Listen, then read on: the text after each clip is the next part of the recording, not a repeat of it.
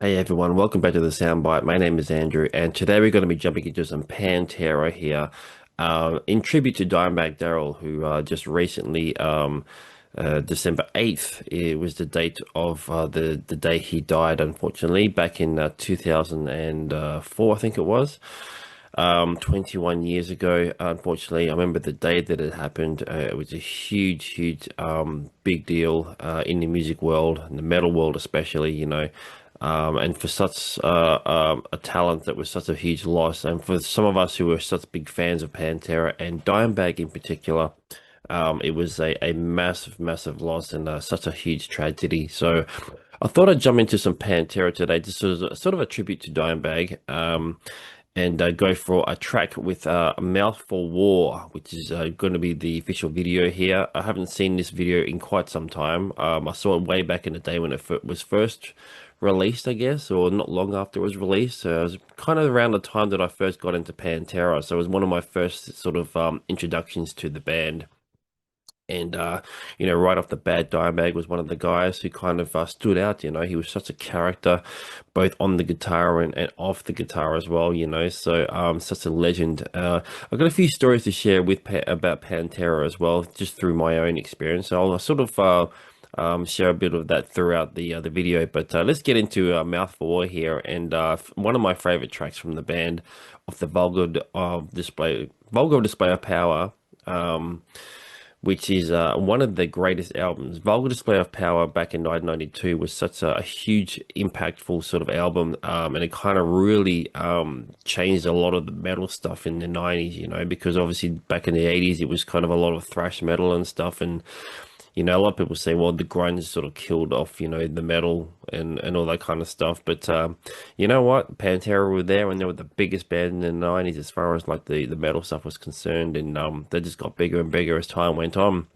And who knows where they would have went if Dime had stuck around, But even though it was a bit of a sad ending towards the end, with the band kind of sort of unofficially breaking up, I guess you could say, so it was a bit vague at the time, because they didn't really know if they were going to come back or not. And obviously Dime and Vinny sort of started their own band and all that. So anyway, let's get into this Pantera Mouth for War. So let's get into it.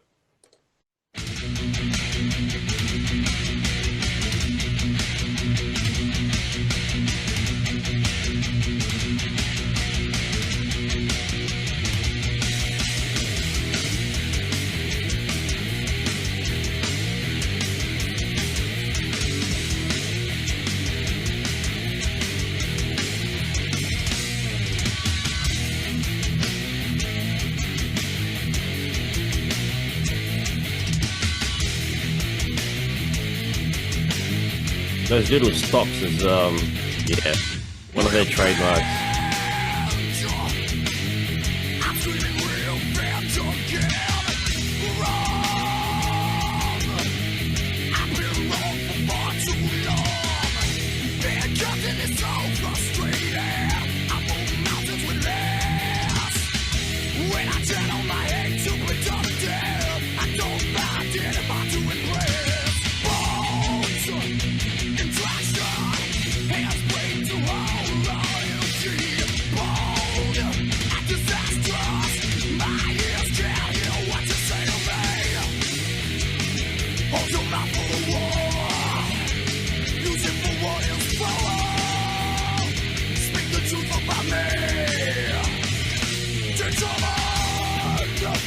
Again, hearing all those little licks and stuff from Dimebag, the slides and the little sort of breaks and stuff. I mean, the guy, like I said, he was such a character on the guitar as well, not just off the guitar. His personality kind of shined through the guitar. Was such a joy to watch and listen to as well. And such a unique guitar player.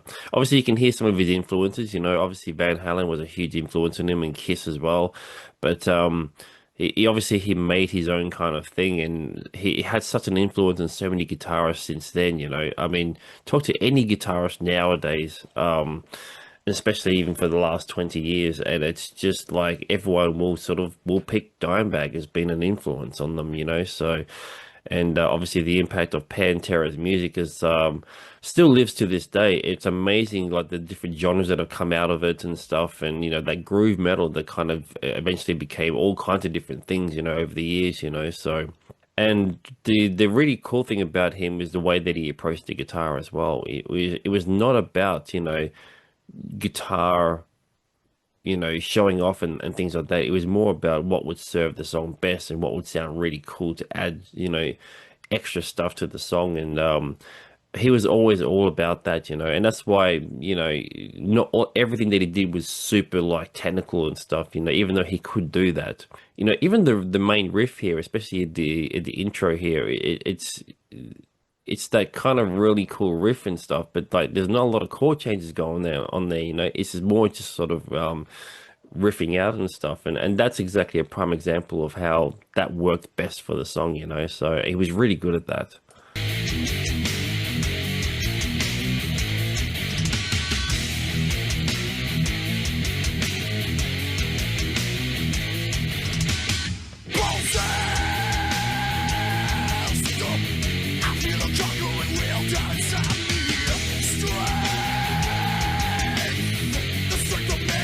It is strange how Phil Anselmo still pretty much looks the same. He hasn't aged much at all.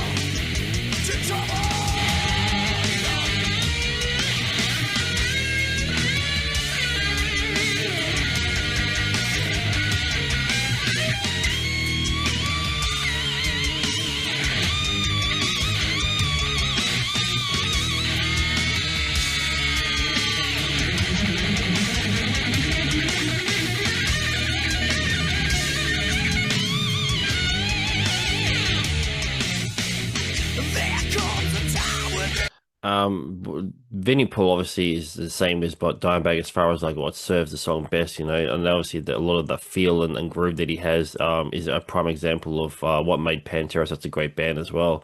But with the solo there, just from Dimebag, again, not a super technically sort of a rule sort of solo-y kind of solo, I guess you could call it.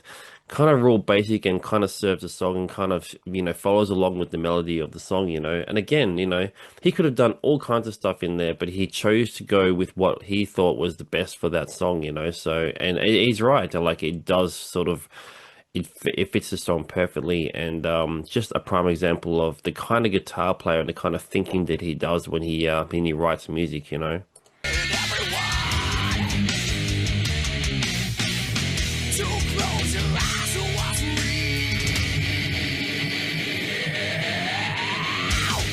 Love this bit when I first heard it. The kind of thrashy aspect of the band.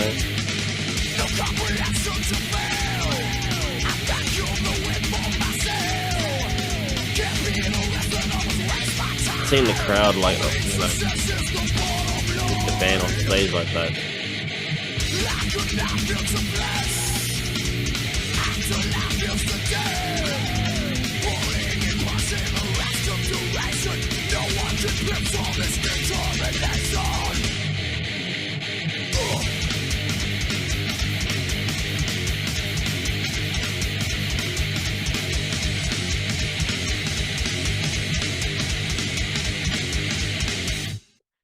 Yeah, amazing, amazing. I remember the first time I heard that, and I just thought, wow, this is just unbelievable. And especially, with the thrash stuff sort of coming out of the 80s and stuff, and then the Pantera boys kind of chucking that into the song. It was kind of a nice segue into like from the sort of 80s thrash sound into the sort of 90s sort of groove metal thing. So had a bit of both of the those kind of two genres there. Yeah, Dimebag, rest in peace, absolute legend. My interactions with the band has been kind of littered all over the place over the years. I've obviously never had a chance to interview Dimebag Darrell. He kind of died before I kind of got into that world, really. But I have had a chance to talk numerous times with all the other three members, with Phil, Vinny, and Rex. Rex I've talked to a couple of times. Vinny I spoke, I think, only once.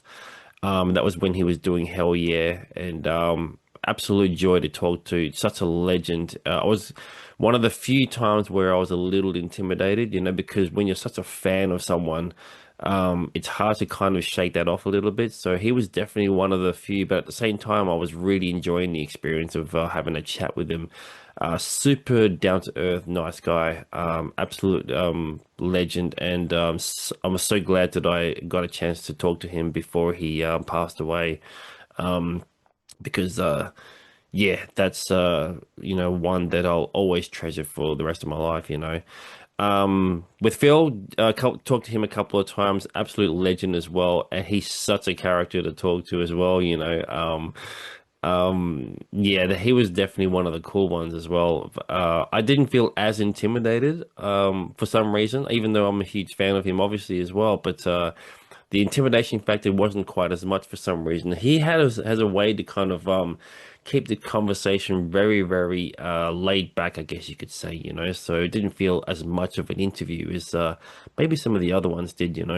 My somewhat interaction with the Dimebag sort of side of things is actually with his obviously his former partner Rita Haney. So I did have a chance to talk to her a few years back when they were releasing I think it was one of the Dime Vision videos or something. I think one of the behind the scenes type documentary type videos that they were putting out. And this was obviously past post Dimebag.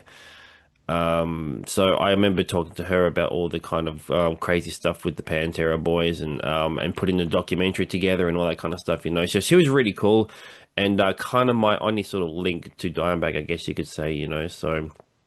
And my one and only time seeing Pantera back in the day was the last time that they were on tour back in the early 2000s. And I'm so glad that I got to see them. And yeah, they were just brilliant, as always. And I've still got the tour shirt, floating around, but I can't wear it too much because it's quite old and it's got a few holes in it and really faded. And, it's barely black anymore. It's kind of almost grey now. So I've got to be careful not to wear that shirt too often. Definitely a treasured item.